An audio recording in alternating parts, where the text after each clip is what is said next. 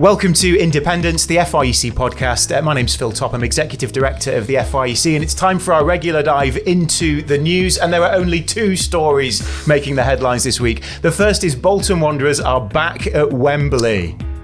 Oh, tumbleweed. Do you mean to say Bolton didn't get an automatic promotion place? Correct, we just missed out. Secondly, the actor Martin Freeman has started eating pork pies again after 38 years of being a vegetarian. I missed both of those news stories. Well, those are the only things we're going to talk about. And here to help me walk through them is our Head of National Ministries, Adrian Reynolds. Good morning, Adrian. Bonjour, Willkommen. And our National Director, Eurovision. Our National Director, John Stevens. Hello, John. Hi, Phil. So let's go straight into the Bolton one. Guys, I'm joking. Let's talk about what you've been doing this week. So, John, you've been abroad, Northern Ireland. No, not abroad. It's part of the UK. I've been over in Northern Ireland. Overseas. I was speaking at a ministers' fraternal conference, a kind of a regular gathering, a range of ministers from different backgrounds, kind of Presbyterians, Baptists. Our one FIEC church pastor was there as well, which was great Welcome to catch up Church. with. Welcome Church. Actually, really encouraging to hear about them. Jonathan was telling me that they've seen 20 conversions since COVID. And the church has grown to about 80 people. That was wonderfully encouraging. So there's a regular gathering for the encouragement of ministers. I was speaking on the whole question of perseverance in Christian ministry. So it's great to be with them. I think I first went to Northern Ireland probably over 30 years ago. It's remarkable how the country has changed in many ways. I think sort of obviously that was pre the Good Friday Agreement. So it's been a long period in which there hasn't been quite the same violence. Some were sharing there is still sort of paramilitary power on the ground. Some who are ministering in really tough places in kind of Belfast, where that's a reality. Drugs are behind sort of a daily reality. And I think it's interesting, Northern Ireland is still a more culturally Christian country than much of the rest of the UK. So in many ways, the churches are wrestling with some of the challenges that I think were faced in the UK maybe 20, 25 years ago. But as in Scotland, secularism is coming through kind of very quickly. So I think people are ministering in a context in which they've got an older generation who are culturally Christian, and a younger generation who are very secular. And that's a challenge in ministry. Andy Hunter would say that in Scotland, the tide went out a lot faster because they'd held on to the cultural Christianity for much longer. Is there a sense that will be the same in Northern Ireland? I think it's hard to tell, because I think in Scotland there was a cultural Christianity. In Northern Ireland, there seems to have been a deeper, genuine evangelicalism. So it's not quite identical, but it is clearly the case that the younger generation is changing very rapidly. And I think sort of for churches, they're wrestling with issues of how to do evangelism, how to connect with sort of people there, the methods and strategies that they've used. Some people were sharing with me the challenge of older churches where they've been taught separation, so people have no non-Christian friends and no engagement with kind of other kind of communities. So I mean, there are lots of challenges in ministry, and I was really wanting to encourage people to keep trusting the gospel and keep preaching Christ. Which I'm sure you did with aplomb. John, good to have you back with us. Adrian, you spoke at Thrive in the Ministry Wives Retreat in the middle of last week. So we have that middle day, don't we, where Thrive comes to an end, Ministry Wives starts, and you spoke at the end of Thrive in the beginning of Ministry for women Wives. in paid ministry roles. Churches set apart for women's for ministry of all kinds, actually. And then the Ministry Wives Conference was the second half of the week, both organised by our two directors for women's ministry, Rachel Sloan and Ellen McGowan. Great times, really. I mean, I was only there for the middle day. I spent the last 15 years of my life going to women's conferences, and I love them. There's great spirit, great way to serve those who are serving in churches. I think they're a really important part of what FIEC do. Really glad they're a central part of what FIEC do. And just great to hear stories, similarly, of people being converted, of challenges and frustrations, yes, and especially churches who are working through, what does a healthy women's ministry look like? How do they care well for a pastor's wife, for a minister's wife? But actually also just great to hear, churches growing and thriving, and, steps being taken, I think, to value the ministry of women in churches in a way that we've got to repent of, has been sadly lacking in the past, and the tide is beginning to change, and that's a good thing. Yeah, excellent. I've also, I just want to tell you this, I was at a funeral yesterday of a relative of a church member, so not related to FIEC. And Phil, it was a great occasion. It wasn't a funeral of a Christian, but the person who preached really well. And just a reminder, actually, we talk a lot about strategy and leadership and making decisions and structures, and we'll do that again today. But just a reminder that the ordinary business of leading a church is preaching the word, pastoring the people. Yeah. And it was just a thrill to be at that and see that in action. So we don't talk about it very often, and maybe that's because perhaps we should talk about it more. Perhaps we assume that's because people have been trained in these kinds of things. But actually, that's the ordinary work of leadership in church, isn't it? Is the regular preaching of the word, the faithful preaching of the word, and loving the people, pastoring the people, leading the flock.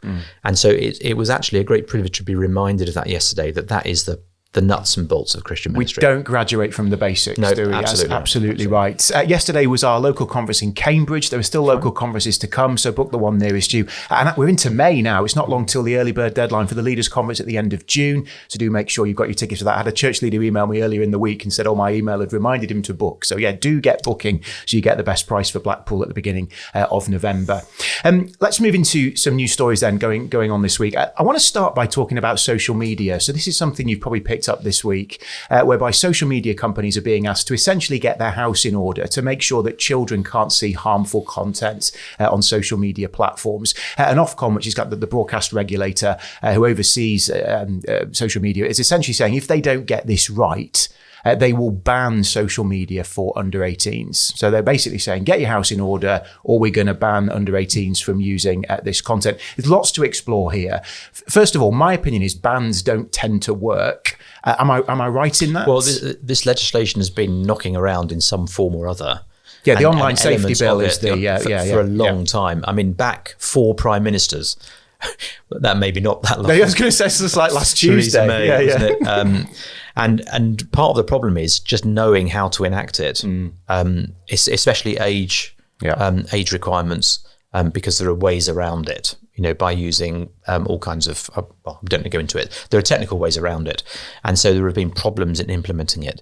So we shouldn't assume that now that's straightforward. It's not straightforward. There are often ways around things. But I think some control is useful, some recognition of the harm that online content can do, whatever that may be, all different kinds of online content. And there are plenty of news stories to back that up, aren't they, regularly?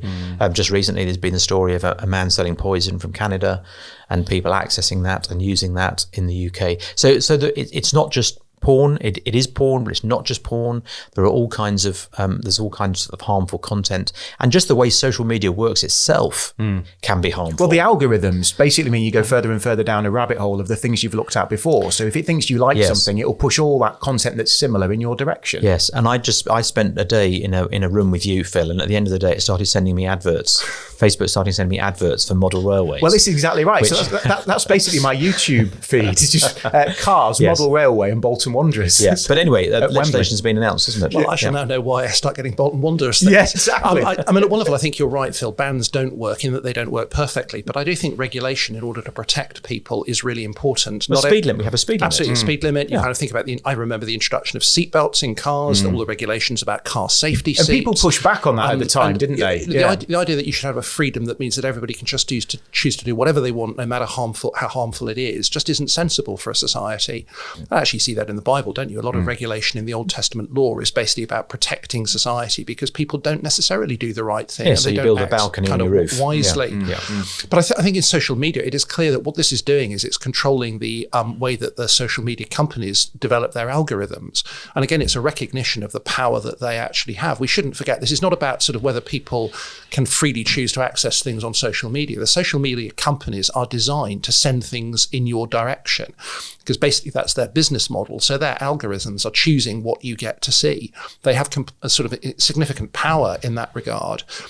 The government is basically requiring them to make sure that they use their algorithms so that harmful material, particularly pornography, self-harm and violence, are not seen by those who are younger. So there's going to be a ban on social media for those under 13. The idea is that the companies are responsible for making sure that people don't get to see that content if they're under 18, with a threat ultimately of banning social media if they're under 18. So I think at one level, it's absolutely right that the people who are devising these algorithms, which are all about pushing content to people, bear responsibility for making sure that that doesn't push what is a kind of unhelpful. I mean, at one level, you might say it's not helpful for over 18s to be able to have access to that material, either from the perspective of societies. It's a kind of slightly arbitrary drawing of the line. So I do think it is right. It's rather like pollution. the polluter needs to be regulated in order to reduce the kind of the pollution that their activities are creating. That's where a responsibility lies.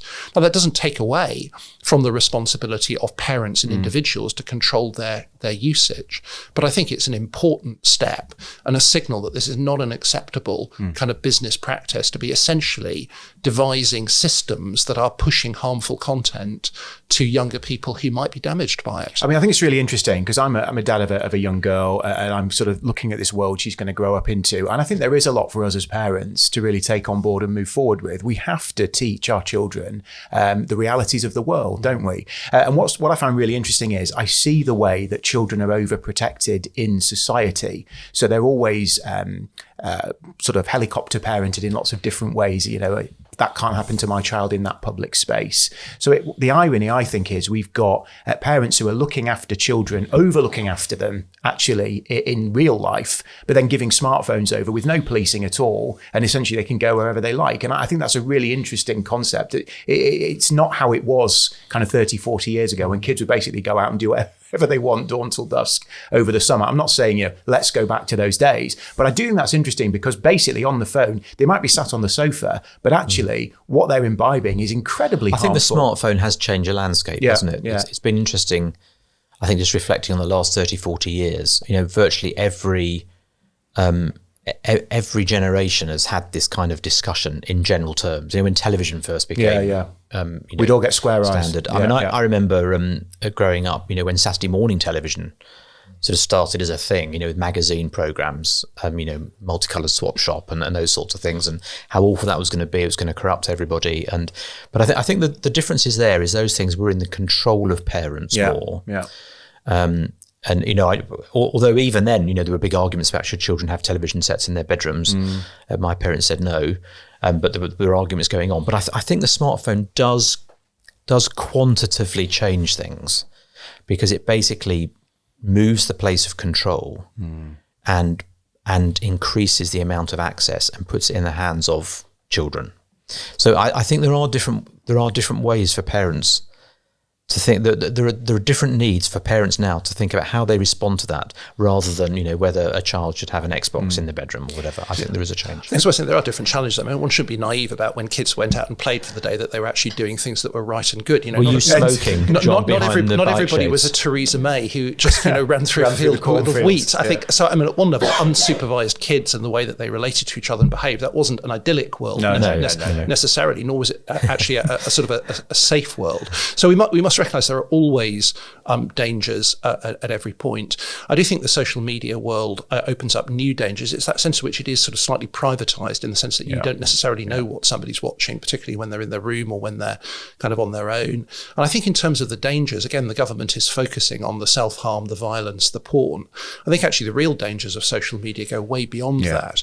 It's actually the sort of the constant need to be keeping in touch with a whole group of people, to be curating your life and presenting it on Instagram, to be constantly presenting a kind of an image of success, all of the issues connected with body image and the way that you might appear. For men, it's the kind of, in a sense, following the influencers and the sort of toxic kind of masculinity that is kind of, in a sense, addressing some of the fears they feel about the way that men are being disadvantaged in society, and people get drawn into a whole world there. It's the conspiracy theories that shape people's thinking and that lead them to have a kind of an inability to be able to judge what's true and kind of what's right. So I think a whole load of areas which social media is shaping people's kind of lives and expectations, that's actually clearly generating a measure of anxiety, mental health, sort of distress. So I don't think it is simply those very extreme sort of examples. It's the way that people's whole view of the world is being shaped by what is delivered to them through social media. And I think we've got to be very aware of all of those things sort of as well. So the ban won't necessarily help us to bring up and help children to be kind of wise, to make good decisions, to be sort of able to make sensible judgments. Those are the very things that as parents we need to be teaching them. That's what the Book of Proverbs is really all about. And I think relationships have become disembodied. That's the other great thing that's happened. So, we've moved from the place where if you wanted to play with your mates as a kid, you invited them round. And actually, even in the early days of video gaming, when you were sitting in front of the telly, if you wanted to play video games with your mate, you still had to invite them round. Yeah. Now you can play with anybody anywhere in the world online. Yeah. And so what's happened, I think, is relationships have become disembodied. And that's true for adults as well. So if you watch a film on the streaming services, you can have a watch party. You don't even need to be in the same room. So, John and I might want to watch a war film together, and we might sit in the same room. But actually, you don't have to. You can watch the same film at the same time with a little camera on you showing your reactions. So actually, the whole thing has become disembodied. And for a faith which is all about embodiment, starting with the incarnation of Christ. Well, it doesn't start with the incarnation of Christ, but it's sort of perfected in the incarnation of Christ, and then the gathering of God's people together. I think that disembodiment of relationships has some serious implications. And we see that, don't we, with the next generation in terms of who they're hanging out with, where they're hanging out with them. There's lots more. I mean, there are positives as well. Yeah. There are great positives. I think social media allows us to keep in touch with mission partners and friends around the world. There are all kinds of positives. We mustn't be too down on it in a way. It's interesting, your question originally, regulation, freedom, ban or not. So that has implications for how we see gospel ministry, doesn't it, really? Because actually, again, in the Christian life, you've got that balance. Is it about regulation, rules and law? Is it about kind of freedom? And at one level, for the Christian, we need to be people who are primarily regulated by the Spirit. There is a sense in which actually we are changed from the inside. We're given new hearts. We're given new desires. Freedom is not liberty. Freedom is not liberty. No, absolutely. But at the same time, that makes us sort of recognize the limitations of regulation. So Paul talks about how the law is given for unbelievers because believers live by the Spirit and are being transformed in their character. So there is a goal for us as Christians to help people to become mature decision makers who are led and guided by the Spirit rather than by creating a whole load of rules and regulations, because those, as you say, don't work.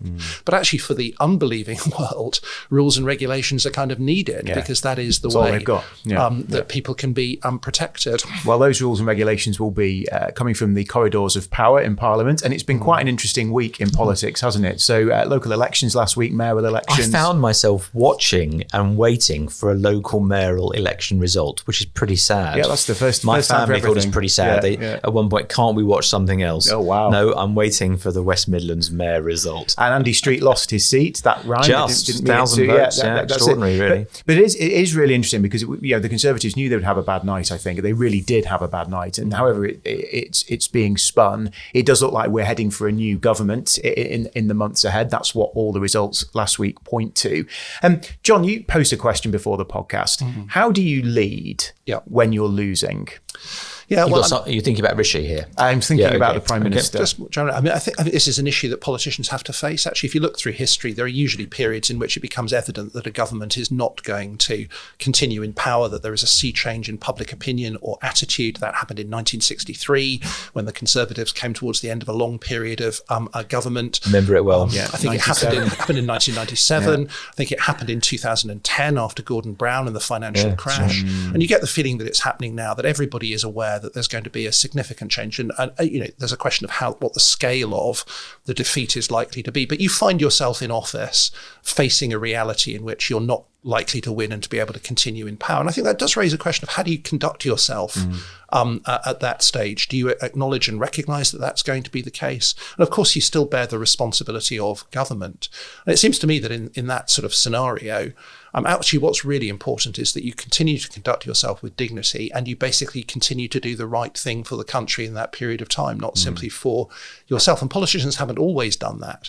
So the great temptation is to suddenly try to do something that you think will change popular opinion, that will give people what they want. There was a famous Conservative Chancellor, I think it was Anthony Barber, who kind of, even in pretty dire economic circumstances, gave a mass tax giveaway that led to a sort of a massive kind of inflation after. It's an attempt to try to kind of bribe and win over the people. It's not in the right it's not the right thing for the government and the country. So I think continuing to do the right thing even when it's likely that you will not be sort of winning the next election. It's just crucially important. That's what integrity is all about. And to some extent, I think that does flow over into Christian ministry. There are some things we are involved in a society in which sometimes what we believe, what we think is right, the side of an argument we might find ourselves on, it is evident that that is not going to prevail. And then how do you conduct yourself in that situation? And the danger is of doing things that are purely expedient and pragmatic, that are desperate, that may lack integrity. Sometimes the right and appropriate thing is to keep doing the right thing, even acknowledging that that's actually not going to carry popular public opinion kind of with you. I think integrity is the key word, isn't it, really? And we need to be thankful on the one hand that UK politics on the whole is not beset by large-scale corruption, payments, bribes, accusations, those kinds of things. What we do see is we see quite, I think, a lot of low-scale. What can you call it? Grubbery. For example, ministers resigning 6 months before an election might be called, so they can chase jobs. That's what it appears to be happening anyway, and get around some of the rules on ministerial appointments into external jobs. If you start looking into local politics, I think that I listened to a podcast last week with an expert on local politics who just says when you start delving into local politics, which is hardly ever reported in the national press, it's all very grubby. It's there's nothing major, but it's all kind of jobs for the mates and stuff like that. And so I think integrity counts for a lot. And when you do come across politicians who have integrity, we were talking just last week about Frank Field, weren't we? Or last time about Frank Field, they do stand out. And I think one of the things that I lament about politics is how difficult it seems to be for men and women of integrity to do well, to thrive in politics. So that brings us on to the defection that Rishi Sunak had to deal with in this last few days, which was Natalie Elphicke, MP in Dover, who at Prime Minister's Question Times, when she walked down the middle of the benches, turned to the right and went and sat with the Labour Party and had defected from the Conservatives. The thing that's interesting about this is she's not somebody I would have on my list of core Labour values, I don't think. Penny Mordaunt was asked this week, would she be defecting to Labour? And after Natalie's departure, and Penny Mordaunt replied, "No, I'm too left wing." Very good. Which is a good reply. Yeah, very good. But I think there is so that looked like it looked like political point scoring. There's a question there. So Keir Starmer welcomed her into the party immediately. Kind of awkward photo shoot. Bluntly, it's what it looked like. He had some pushback within his own party. Should the Labour Party just take anyone? Well, that's been the backlash, hasn't it? That at one level, she's come over to Labour and has apparently been welcomed. And there has been backlash within the party, both because of the comments she made defending her husband when he was kind of convicted of sort of sexual offences, and also because she has been generally on the right of the Conservative Party. I mean, there are some areas where actually her policy views are more in line with housing Labour. would be one of those. Housing was a big issue for her, so she feels the government's failed to deal with the issue of housing. And actually, she's always been an opponent of the kind of Rwanda plan on immigration. So although she's actually had a very strident view about wanting to prevent immigration, she's MP for Dover, which obviously is significantly impacted by a kind of immigration and illegal migration and small boats. Actually, she has not been a supporter of the Rwanda plan and has wanted something much more like the proposals that Keir Starmer has been proposing. So those areas she's been more in line with Labour fair politics. enough. But her overall political philosophy doesn't seem particularly in line with the Labour Party. And at one level, her leaving the Conservatives, that she's obviously disaffected with the government there.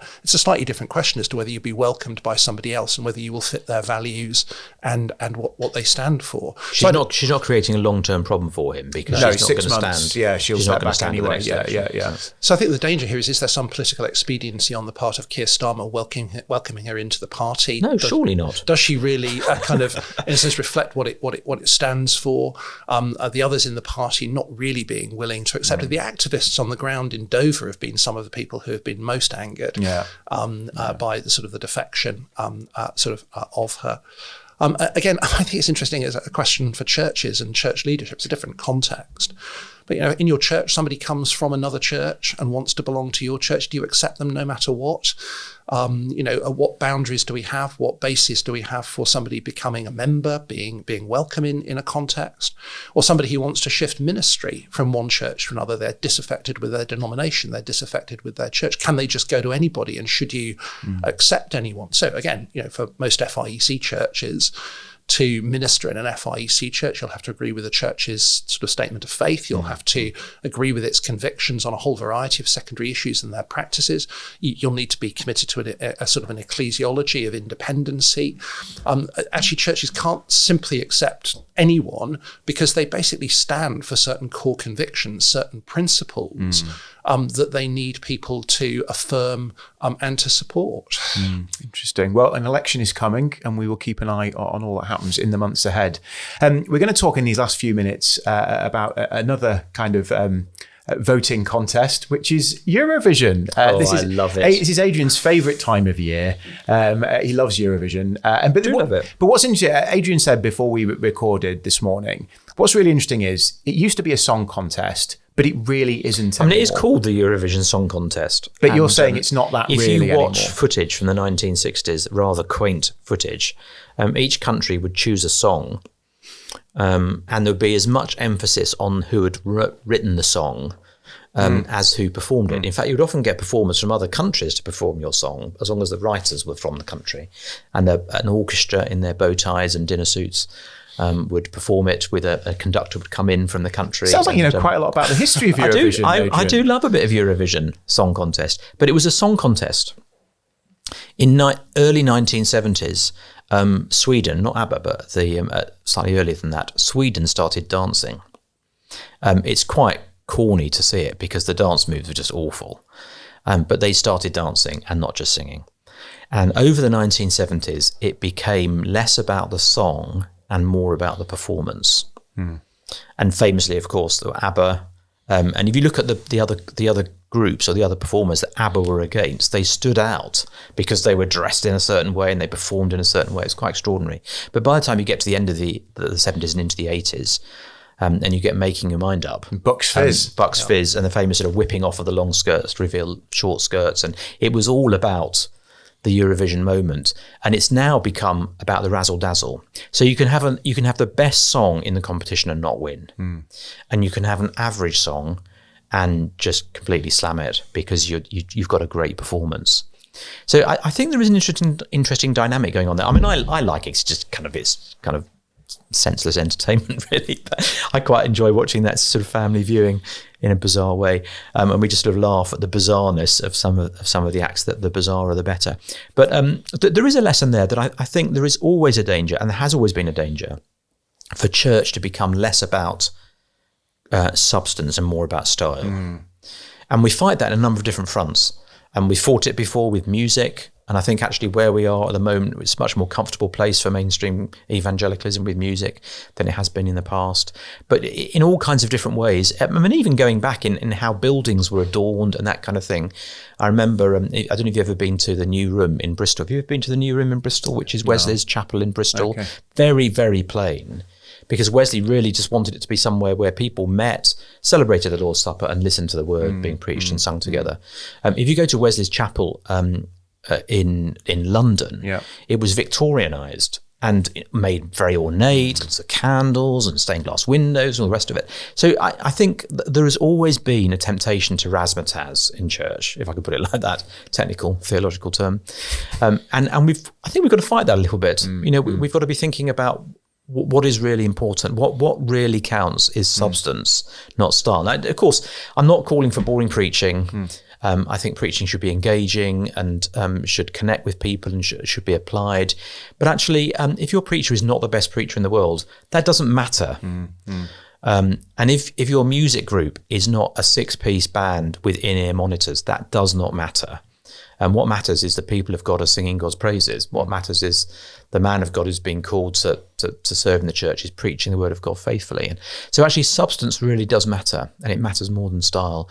And I think we mustn't we don't want to be kind of anti-aesthetic, but we mustn't let ourselves be dragged into that sort of Eurovision, the Eurovision way. It's quite interesting. When Charlotte Chapel bought the old Anglican church that is now their home. Charlotte Chapel and Eurovision never been mentioned in the same sentence. Well, the pastor Paul Reed showed me around before they did the refurbishment, and what was really interesting was the positioning of the platform and the lectern, and it was designed for a time before microphones, so that actually the preacher was in the middle of the room essentially, so the acoustics were the best, so that he could be heard when he was preaching. I thought it was really interesting. Yeah.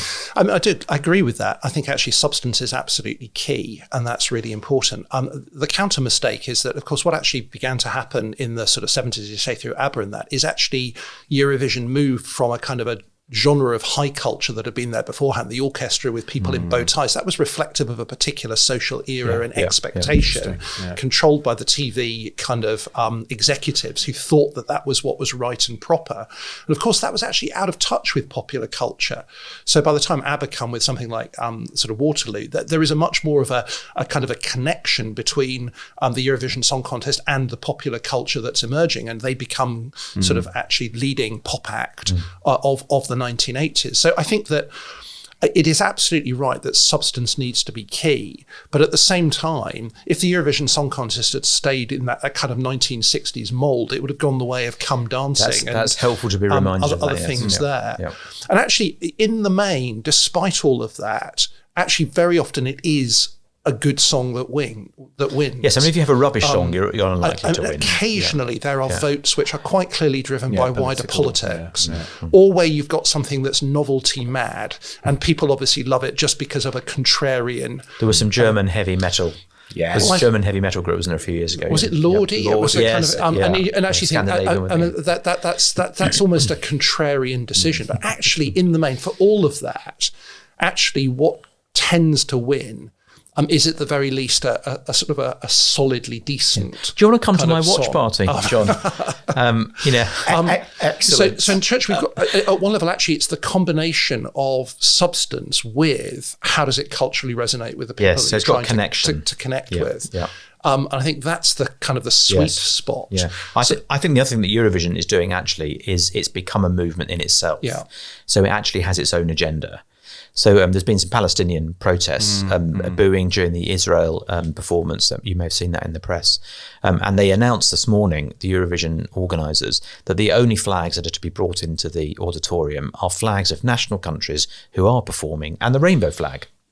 So political decision. It becomes these things take on a life of their own. They become a political movement. Actually, a successful church can do that. It can take on a life of its own and become a movement and feel that it has to be at the forefront all the time and pushing the boundaries all the time. And again, that's not a healthy place to be. But you're right about normal church. I mean, again, I think we have to think that church is much more the equivalent of a gig in a pub or kind of singing together in a home. It's a much more connected thing rather than a mass experience in a big concert. But I mean, even Christians, when they gather together in a big conference or an event, it's slightly different because of that dynamic of being together.